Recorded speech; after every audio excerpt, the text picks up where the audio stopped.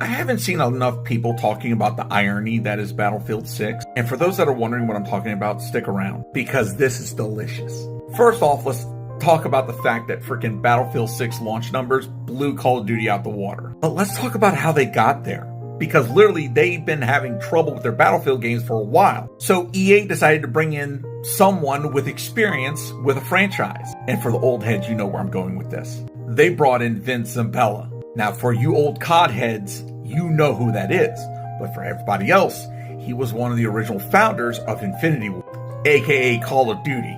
So basically the story goes that him and Jason Ward were fired from Infinity Ward back in 2009, and Activision wasn't going to pay them their bonuses and all that shit. They went to court, legal battle ensued, and basically Jason and Vince got their due. But they went and created Respawn Entertainment and signed on with EA.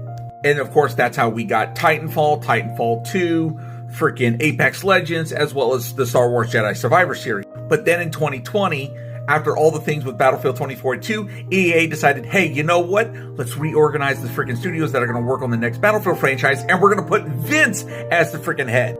And that was Activision's worst nightmare back in 2009, that Vince and Jason were going to go work on freaking Battlefield.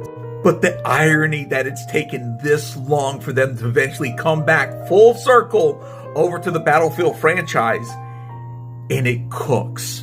I said this before, and I'll say it again. This is what good leadership looks like when it comes to game development. Now, I'm not saying that Battlefield 6 is perfect in any way. It's got its bugs right now. It's got its little issues, but for the most part, it's been a fucking blast.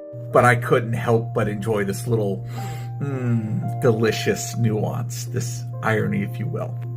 Y'all have a great day.